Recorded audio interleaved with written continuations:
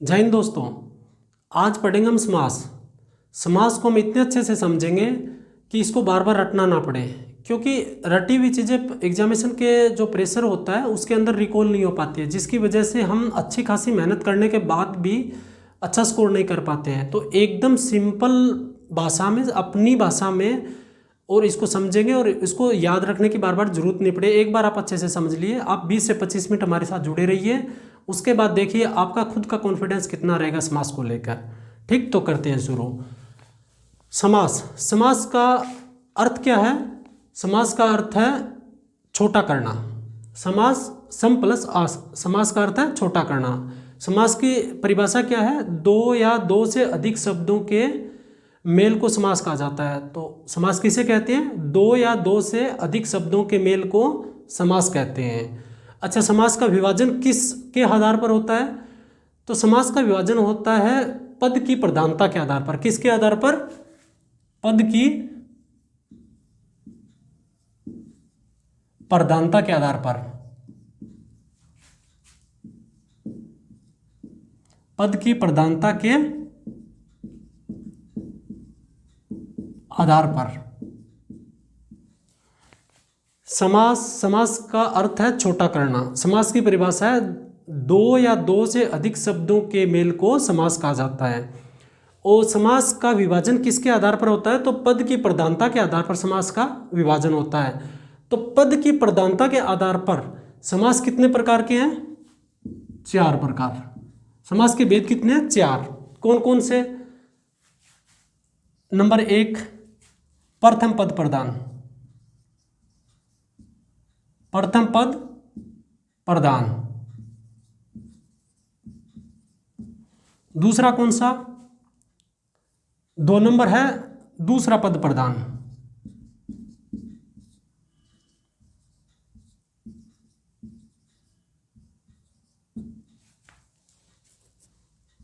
तीसरा कौन सा है? दोनों पद प्रधान।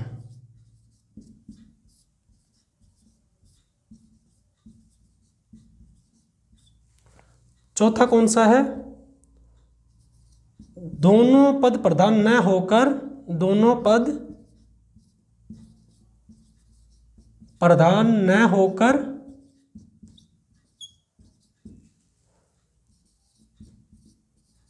कोई अन्य अर्थ दे। अब देखिए अच्छे से समझिए, पद किसको बोलते हैं? पद बोलते हैं शब्द को। इस शब्द की प्रधानता में, क्योंकि एक पहला पद, दूसरा पद, कभी कभी 3 पद भी आ जाते हैं, तो पद की प्रधानता के आधार पर यहाँ पर क्लासिफिकेशन किया गया है। पहला कौन सा? जिसका प्रथम पद प्रधान। दूसरा कौन सा? जिसका दूसरा पद प्रधान। तीसरा कौन सा? जिसके दोनों पद प्रधान। और चौथा कौन सा? दोनों पद प्रधान ना होकर कोई अन्य अर्थ दे। अब देखिए, प्रथम पद प्रधान किसका है? अव्ययभाव का, अव्ययभाव समास का। दूसरा पद प्रधान किसका है? तो दूसरे में 3 आते हैं, जिसका दूसरा पद प्रधान है। तत्पुरुष, कर्मधारय, और तीसरा हो गया द्विगु, द्विगु। ठीक, प्रथम पद प्रधान अव्ययभाव, दूसरा पद प्रधान 3 का है तत्पुरुष, कर्मधारय, द्विगु। वैसे तत्पुरुष के ये भाग है, लेकिन आप यहाँ पर एकदम सबसे पहले चार्ट समझ लो। अगर ये चार्ट समझ लिया, आपका समास का काम लगभग आधे से ज़्यादा हो गया। यही इसका सबसे बड़ा वो है। देखिए, जिसका दूसरा पद प्रधान है उसमें 3 आते हैं, इन तीनों के दूसरा पद प्रधान होता है। हम एक एक का डिटेल पढ़ेंगे तब पूरा बताते हैं। जिसके दोनों पद प्रधान किसके होते हैं? दवंद के। और दोनों ही पद प्रधान ना होकर कोई अन्य अर्थ है, किसका? बहुवीरी।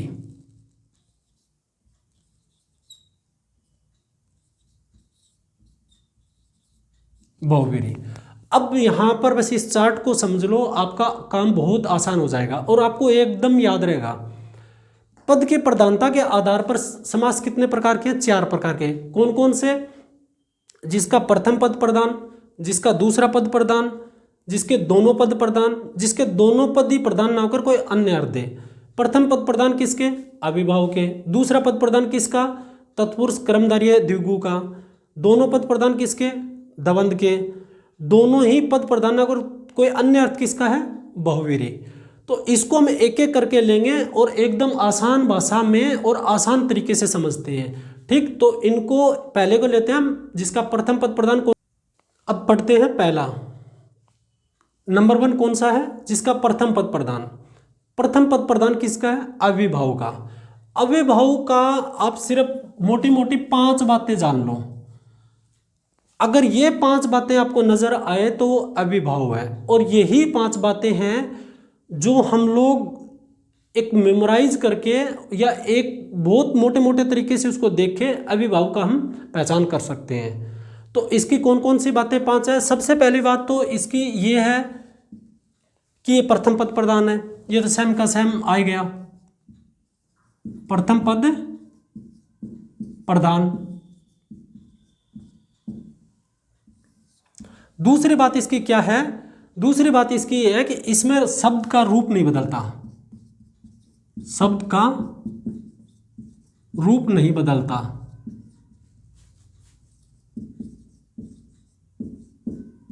किसके आधार पर है? लिंग वचन कारक उनके आधार पर है।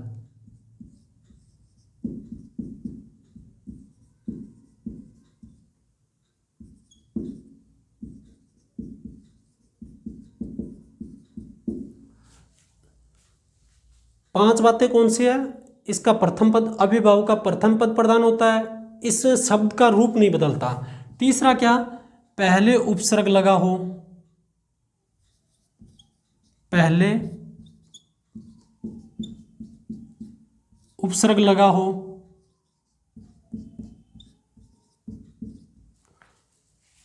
चौथी बात कौन सी है?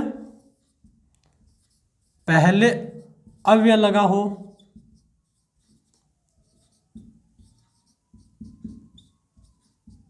और पांचवी बात कौन सी है? पांचवी बात है शब्द की आवृत्ति।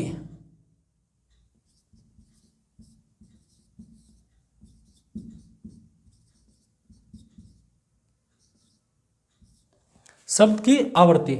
देखो, अविभाव की 5 बातें हैं या 5 ऐसी चीजें जिससे हम पहचान कर सकते हैं कि अविभाव है। कौन कौन सी है? पहला, इसका प्रथम पद प्रधान है। दूसरा, इसका शब्द का रूप नहीं बदलता।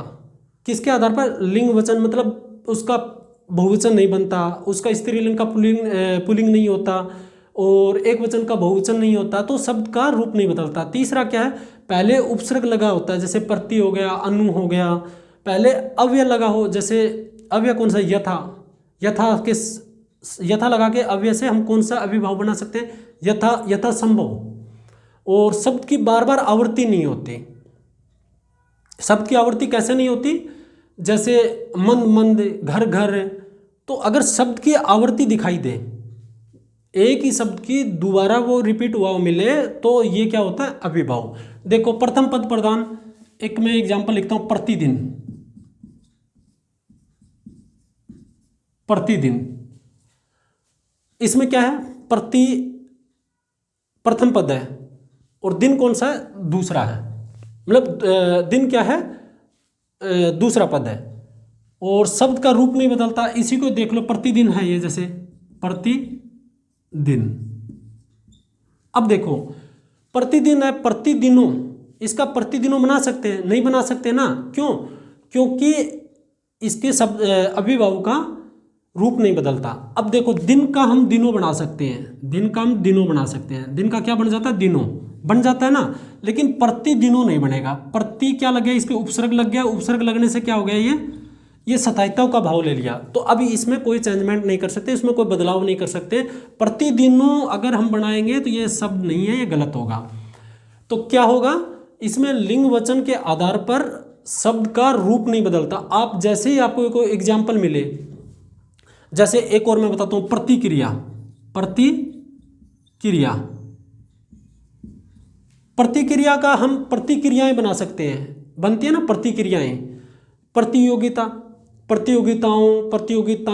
मैंने विभिन्न प्रतियोगिताओं में भाग लिया, तो वो क्या है, वो भी क्या नहीं बनेगा, वो अव्ययभाव में नहीं काउंट होगा। क्यों नहीं होगा? क्योंकि अव्ययभाव की मूल भाव है ना, वो भी है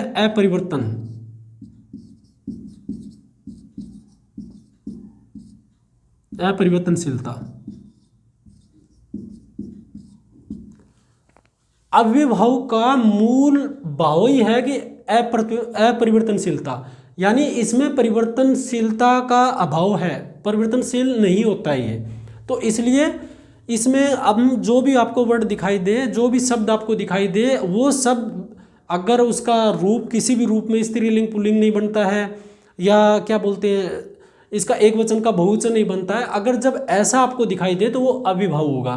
पहले उपसर्ग लग के प्रति लग गया, जैसे प्रति का क्या है, प्रति के साथ बहुत, प्रतिकूल या कुछ बहुत ऐसे हैं, प्रति अनुकूल, तो ये क्या हो गया, उपसर्ग भी लग जाता है।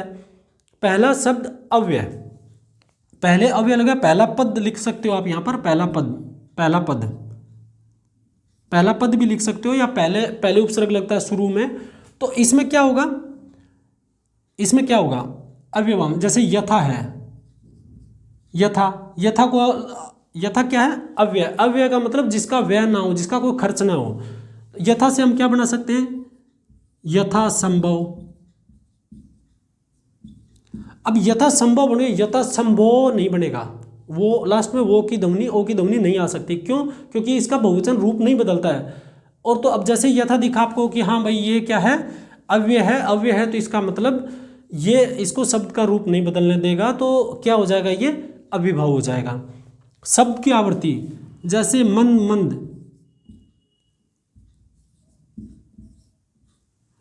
मंद, घर घर, एक ही शब्द दो बार आया ना, एक ही शब्द का रिपीट हुआ है, तो आवर्ती अगर एक ही शब्द बार बार आ रहा है, तो इसका मतलब यह है कि शब्द की आवर्ती हो रही है, और ये क्या होगा, अविभाव होगा। इसमें भी हम मंदो कभी नहीं कर सकते हैं, मंदो कभी नहीं, ये ऐसा कोई वर्ड नहीं है, कोई शब्द नहीं है। तो इसलिए क्या है, अव्ययभाव में सिर्फ आपको 5 बातें याद रखनी है। 5 बातें कौन सी? इसका प्रथम पद प्रधान होता है, इसके शब्द का रूप नहीं बदलता है, पहले उपसर्ग आता है, इसमें पहले उपसर्ग आ सकता है, जरूर नहीं कि सब उपसर्ग आएंगे तो वो सभी अव्ययभाव होंगे, लेकिन पहले उपसर्ग भी आ सकता है, इसमें पहले अव्यय शब्द भी आ सकता है, शब्द की आवर्ती भी हो। ये सिर्फ 5 बातें हैं, इसीलिए बोलते हैं कि इसका मूल भाव क्या है, अपरिवर्तनशीलता, यानी ये परिवर्तन नहीं होते इनके शब्दों में। तो आपको पता चल गया प्रथम पद प्रधान। अब जिसके साथ भी अविभाव शब्द लग जाएगा वो उसको चेंज नहीं होने देगा, चाहे कोई भी रूप हो, कोई सा भी रूप हो।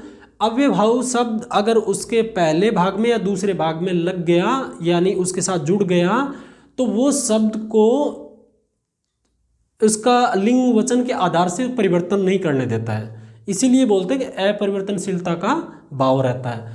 तो फाइनली ये बताएं, अविभाव कितनी बातें हैं? 5 बातें। कौन सी? इसका प्रथम पद प्रधान होता है, शब्द का रूप नहीं बदलता, पहला पद उपसर्ग होता है, पहला पद अव्यय होता है, और शब्द की आवर्ती होती है। तो ये सिर्फ 5 बातें हैं इसमें जो याद रखने योग्य हैं, और इससे अलावा आपको अव्यय में और कुछ नहीं मिलेगा।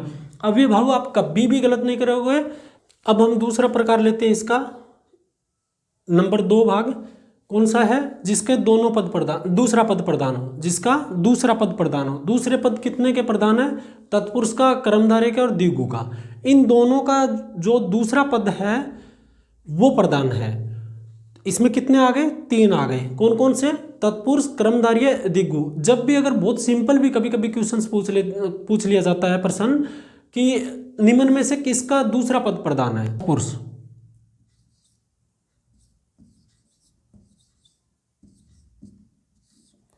तत्पुरुष समास। इसमें सिर्फ 3 बातें हैं याद रखने वाली, 3 बातें सिर्फ याद रखनी है, इससे तत्पुरुष एकदम आसान से आपसे बन जाएगा। पहली कौन सी? इसका दूसरा पद प्रधान है, दूसरा पद प्रधान। दूसरी बात क्या है? इसमें कारक चिन्ह का चिन्हों का लोप होता है। और तीसरी बात है, इसका दूसरा पद प्रधान होता है, कारक चिन्हों का लोप होता है, इनके भेद है वो 6 होते हैं, यानी प्रकार कितने होते हैं? 6। इसमें क्या है, कारक 8 प्रकार के होते हैं, आप लोगों को पता है, कर्ता ने, कर्म को, करण से, के से द्वारा, तो ये 8, इसके 8 भाग होते हैं, उसमें 2 नहीं होते हैं। किस किस को? कर्ता को और संबोधन को।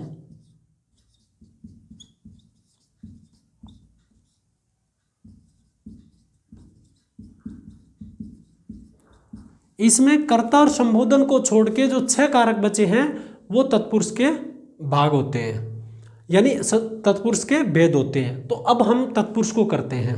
अब तत्पुरुष के हम भेद लेते हैं।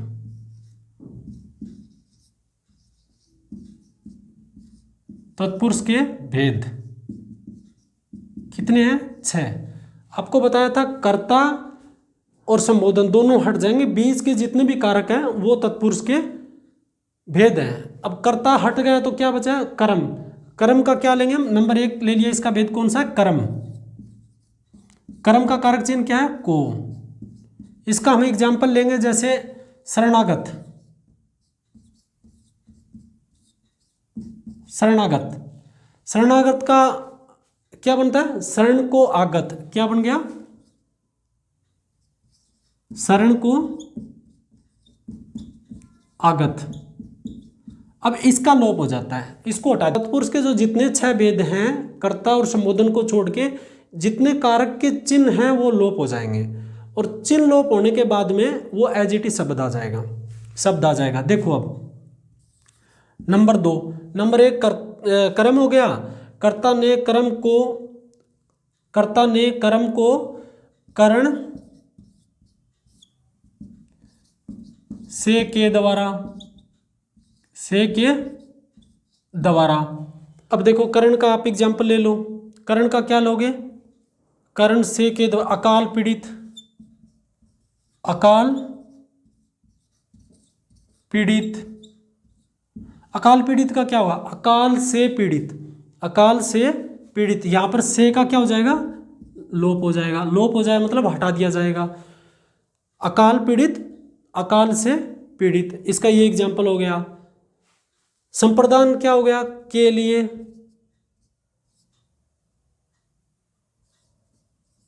के लिए, संप्रदान के लिए क्या आ जाएगा? संप्रदान के लिए आ जाएगा सत्याग्रह। सत्याग्रह, सत्य के लिए आग्रह। के लिए आ गया ना, सत्य के लिए आग्रह। तो ऐसे करके इनके चौथा ले लो आप, अपादान। अपादान चौथा हो गया, अपादान। 5वां क्या हो गया? संबंध।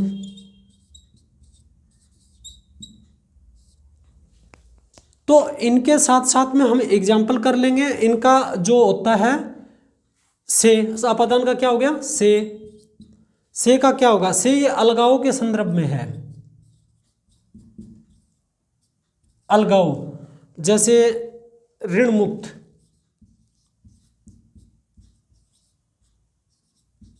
इसका क्या हो गया? ऋण से मुक्त। अब देखो ऋण से मुक्त, ऋण से मुक्त, तो ऋण से मुक्त हो गया ना, ऋण हट गया ना, तो ये अलग होने के संदर्भ में आता है। और संबंध, का के की,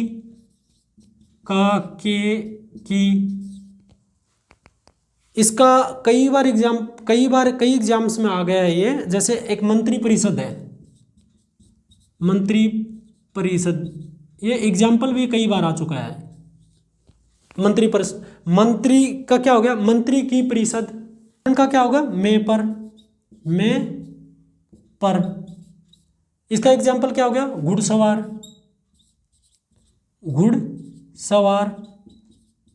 घुड़सवार, घोड़े पर सवार। तो ये 6 हैं इसके उदाहरण, भेद किसके? तत्पुरुष के। तत्पुरुष के कौन कौन से भेद हैं? कर्म, करण, संप्रदान, अपादान, संबंध और अधिकरण। इन 6 के जो कारक चिन्ह हैं इनके, ये कारक हैं, कारक चिन्हों को यहाँ से लोप हो जाता है, यही तत्पुरुष है। जब भी आप कोई शब्द बोलोगे, जैसे शरणागत है, शरणागत को जैसे ही आपने अपने दिमाग में सोचा कि शरणागत क्या होता है, जैसे शरण को आगत, आपको पता चलेगा को, अच्छा ये तो कर्म है। तो इस हिसाब से ये हम 6 भेद देख लिए हैं, और 6 के 6 भेद बहुत आसान है। आप सिर्फ इनके कारकों, आपको कारक तो वैसे भी पढ़ना पड़ेगा, कारक हिंदी का बहुत महत्वपूर्ण टॉपिक है, क्योंकि कारक के कारण ही ये जोड़ने को काम आते हैं। तो कारक को आप सिर्फ इतना करना है कि इन कारक को वहाँ से हटाना है, और आपको इतना देखना है कौन से उदाहरण अगर इनका मिलता है तत्पुरुष का, तो कौन से उदाहरण में कौन सा कारक है। ठीक, अब हम नेक्स्ट देखते हैं कर्मधारय। कर्मधारय, इसमें आपको सिर्फ 2 बातें याद रखनी है। कौन कौन सी?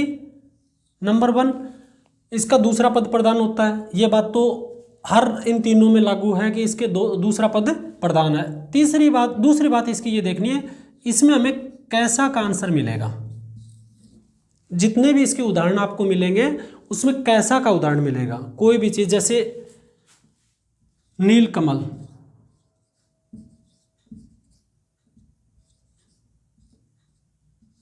नीलकमल, कमल कैसा?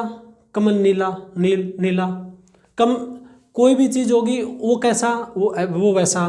तो इसमें सबसे बड़ी बात ये है कि इसमें हमें कैसा का आंसर मिलेगा जहां भी मिलेगा। जैसे देखो इसमें ये समास है ना, अब देखो कमल नहीं बदलेगा, रंग बदल सकता है, नीला, काला, पीला, जैसा भी हो, मतलब बन सकता है, लेकिन कमल नहीं बदलेगा। कमल बदलते इसका भावार्थ ही बदल जाएगा, और भावार्थ क्या बदल जाए, इसका पूरा कर्मधारय का से भारी हो जाएगा, कर्मधारय में हम काउंट नहीं करेंगे। तो इसमें पहला पद है, ये आप ध्यान करो। वैसे इसको बोल सकते हैं इसका कि ये विशेषण है और ये विशेष्य है। तो कमल कैसा? नीला। जैसे चंद्रमुख,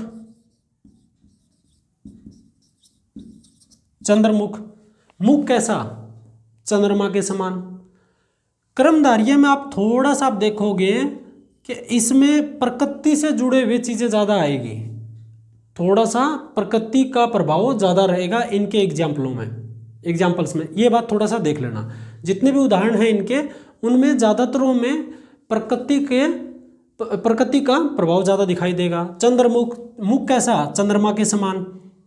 तो ये चीजें कर्मधारय में बस क्या बात याद रखनी है? 2 बातें। कौन सी? नंबर 1, इसका दूसरा पद प्रधान। नंबर 2, इसमें जैसे भी इसका अब हमें उदाहरण मिलेगा, हमें देखना कि ये कैसा का आंसर दे रहा है, कैसा का उत्तर दे रहा है। तो दे रहा है तो ये क्या है? कर्मधारय। तो ये हो गया कर्मधारय। अब हम करते हैं, इसमें 2 बातें याद करनी है। एक तो दूसरा पद प्रधान है, और मेन बात सिर्फ एक है इसकी, सिर्फ मुख्य एक बात है इसमें क्या मिलेगा आपको? इसमें पहले पद में संख्या मिलेगी। पहले पद में संख्या, पहले पद में संख्या मिलेगी आपको, 5, 2, 8, 20। और वो संख्या, इस चीज में एक बात बहुत अच्छे से आप जान लीजिए, यही कभी कभी कंफ्यूज कर देता है जब किसी एग्जाम में एग्जाम्पल देता है, तब कि संख्या आएगी, वो संख्या के रूप में ही प्रयोग हुआ हो। अगर उस संख्या का मतलब कहीं और निकल रहा है तो वो नहीं हो। जैसे देखो पंचरत्न, पहला एग्जाम्पल मैं आपको देता हूं इसका दिगु का। पंचरत्न, इसका क्या मतलब हुआ? 5 रत्न। अब यहां पर पंच क्या है? 5 के रूप में, 5 के संदर्भ में हमने यूज किया ना कि 5 रत्न, पंचरत्न। दूसरा एक उदाहरण आपको देते हैं, चतुर्भुज।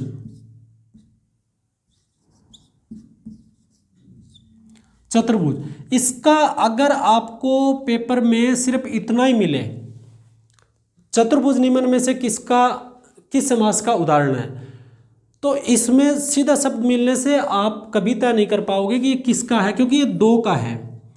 अगर वो आकार के रूप में दे रखा है, आकार के रूप में चार भुजाएं, तो क्या हो गया? आकार के रूप में जब दे रखा है तो ये द्विगु हो जाएगा। क्या हो जाएगा, द्विगु। लेकिन वही अगर इसका मीनिंग कहीं और चला गया, चार भुजाओं वाला, अब यहां पर आप थोड़ा सा गौर कीजिए, चतुर्भुज है, ये द्विगु का भी उदाहरण है और ये बहुवीरी का भी है। क्यों? क्योंकि अगर जब आकार के रूप में दिया हो तो द्विगु, चतुर्भुज नहीं होता। आकार के रूप में जब जैसे देते हैं चतुर्भुज, हम जब मैथ पढ़ते हैं तो उसमें होता है ना, ये चतुर्भुज हो गया। और वही चार भुजाओं वाला पूछ लेगा तो चार भुजाओं वाला कौन है, विष्णु। विष्णु, तो ये क्या हो जाएगा, ये वाला हो जाएगा बहुवीरी।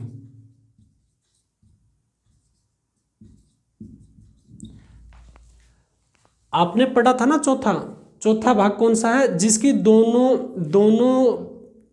दोनों पद प्रधान ना होकर कोई अन्य अर्थ दे, तो यह अन्य अर्थ हो गया ना चतुर्भुज। अब चतुर्भुज क्या है, चार भुजाओं वाला। चार भुजाओं वाला कौन, विष्णु। तो बस इसमें दो बातें याद रखनी है, पहले पद में संख्या आएगी, बहुत नॉर्मल बात है ये कि संख्या आएगी, लेकिन उस संख्या में आपको ये जानना बहुत जरूरी, क्या ये संख्या के रूप में प्रयोग हुआ है तो द्विगु है, या वो संख्या के रूप में ना होके किसी और चीज का अर्थ दे रही है, तो फिर वो क्या चला जाएगा, फिर ये बहुवीरी में चला जाएगा। संख्या बहुवीरी में भी आती है और संख्या द्विगु में आती है। तो द्विगु वाली जो आएगी वो सिर्फ संख्या के रूप में दिखेगी, और संख्या का अगर कहीं और मीनिंग निकल जाएगा तो वो क्या हो जाएगा, बहुवीरी। जैसे तिकोना, अब क्या है, तीन कोना, तो क्या हो गया, ये द्विगु हो गया। तो द्विगु में पहली संख्या आएगी और वो संख्या है सिर्फ संख्या का ही अर्थ देगी, संख्या के रूप में प्रयोग होगा। तो ये हो गया हमारा जिसका दूसरा पद प्रधान है। अब हम करते हैं 3 नंबर, जिसके दोनों पद प्रधान है। 3 नंबर कौन सा है, जिसके दोनों पद प्रधान किसके हैं, दवंद के। दवंद में सिर्फ एक ही लाइन आपको याद करनी है, इसमें सिर्फ एक बात याद करनी है आपको। कौन सी बात है, इसमें सिर्फ बात ये याद करनी है कि इसके दोनों पद, पहला और दूसरा, इसके दोनों ही पद है, दोनों की वैल्यू समान होगी, दोनों पद का दर्जा बराबर होगा, दोनों पद बराबर हिस्से के दावेदारी वाले मिलेंगे। वैसे अगर आप देखो दवंद, वैसे बोलते हैं ना दोनों के बीच में दवंद, लड़ाई झगड़ा, तो लड़ाई झगड़ा कब होता है, जब दोनों के बराबर का वैल्यू हो। लड़ाई झगड़ा दो बंदे बराबर के होंगे तभी लड़ाई होगी ना। तो इसमें क्या है, दोनों पद समान वैल्यू के, दोनों पद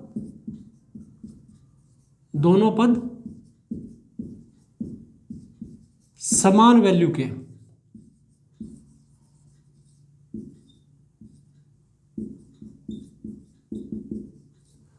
बस इसमें एक बात आपको ये याद रखनी है, जिसके दोनों पद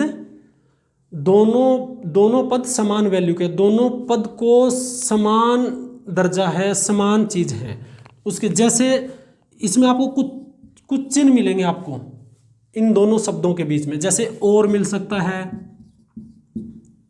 अथवा मिल सकता है, या मिल सकता है, संयोजक चिन्ह मिल सकता है, संयोजक चिन्ह भी मिल सकता है। ये चीजें आपको और, अथवा, या माता पिता, भाई बहन,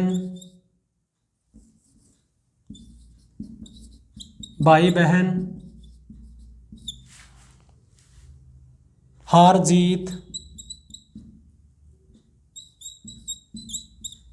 लाभ हानि,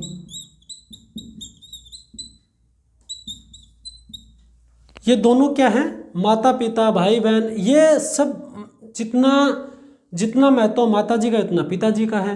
तो दोनों माता पिता, जितना भाई बहन, दोनों बराबर के हों, वहां पर आएगा दवंद। दवंद में क्या है, या तो आपको ये चिन्ह मिलेंगे, आपको ये शब्द मिलेंगे तो वो दवंद होगा, या फिर इस दोनों में अगर कोई ऐसा ना हो तो भी इसके दोनों पद समान होंगे। और ऑलमोस्ट आपको ये सब तीनों ही चारों दिखने को मिल जाएंगे। वो क्या होता है, दवंद। दवंद इसमें सबसे आसान है, क्यों, क्योंकि सिर्फ इसमें इतना देखना कि दोनों की वैल्यू समान है, जैसे माता पिता, भाई बहन, चाचा चाची, लाभ हानि, हार जीत, देश विदेश, ये चीज़ें क्या है, ये चीज़ें वही है कि द्वंद्व है, द्वंद्व में दोनों को वैल्यू, दोनों पदों की वैल्यू है वो समान है, तो ये हो गया हमारा द्वंद्व।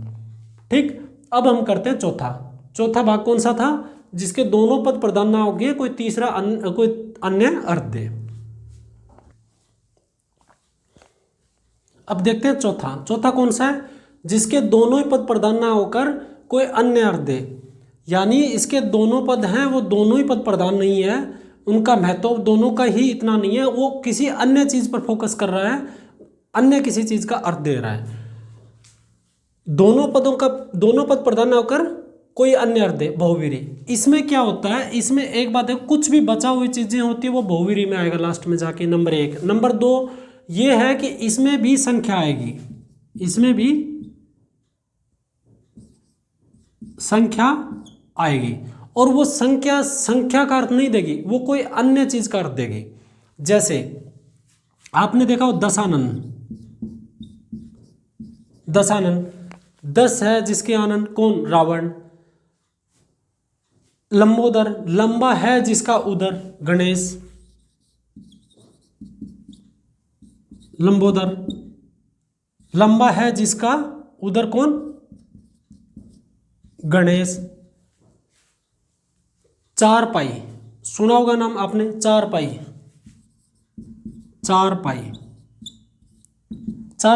चार है जिसके पाए, है ना, 4 है जिसके पाए, तो क्या, खाट।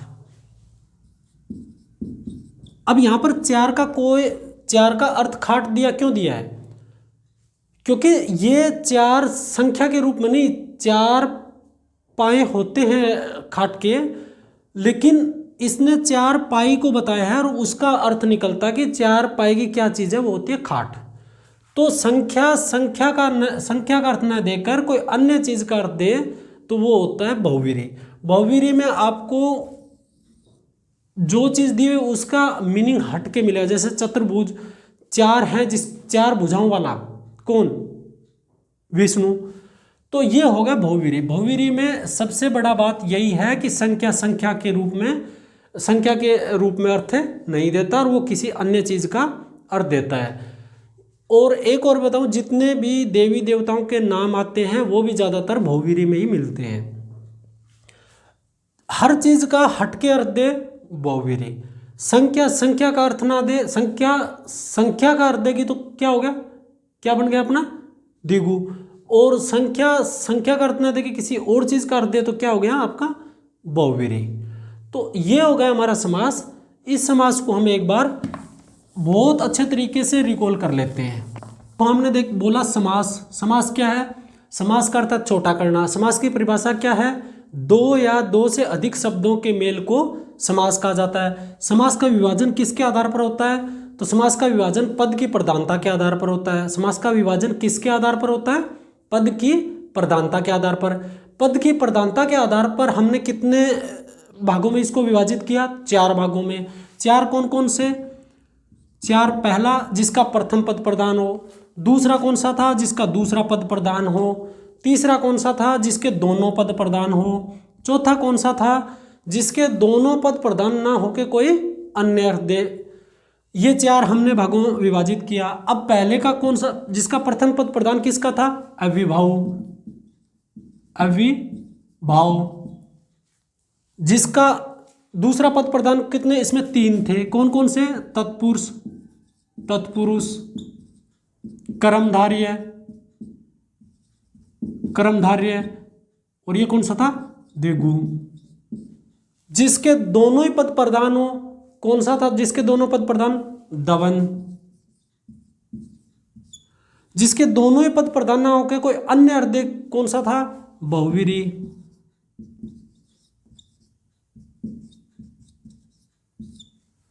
ये थे तत्पुरुष के। अब देखो हमें 4 सिर्फ वो लाइन याद करनी है, जिसका प्रथम पद प्रधान हो अविभाव, जिसका दूसरा पद प्रधान हो तो उसमें 3 थे, कर्मधार्य, तत्पुरुष, कर्मधार्य, द्विगु। तीसरा कौन सा जिसके दोनों पद प्रधान, दवंद। जिसके दोनों ही पद प्रधान होकर कोई अन्य अर्थ दे वो क्या है, बहुवीरी। और तत्पुरुष का हमने बताया 6 भेद होते हैं। 6 भेद कौन कौन से? कारक 8 प्रकार के होते हैं।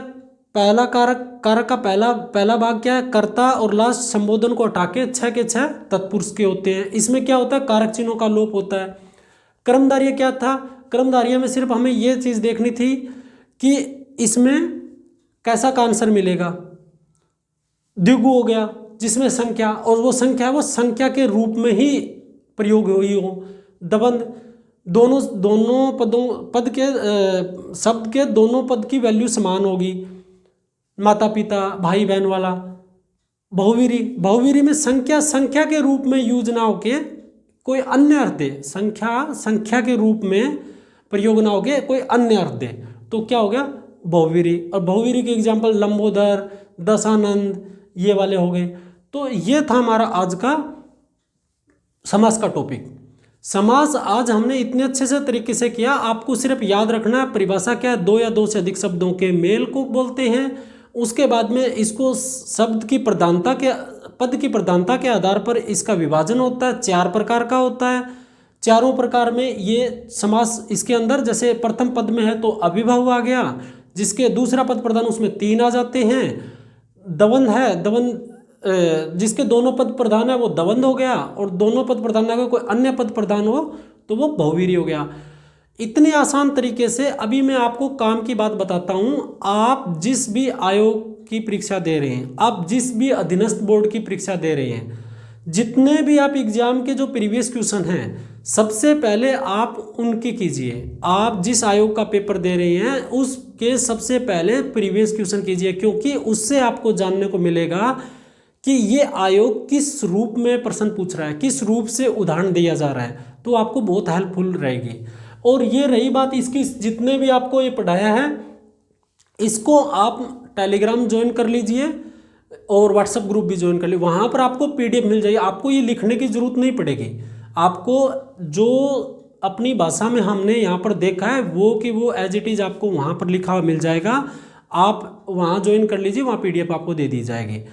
और अगला टॉपिक हम जल्दी लेके आ रहे हैं, तो आप इस चैनल को सब्सक्राइब कर लीजिए। और मिलते हैं एक अगले वीडियो में एक अच्छे तरीके से, ताकि आपको हर एग्ज़ाम में आपकी हेल्प हो पाए। ठीक, जय हिंद।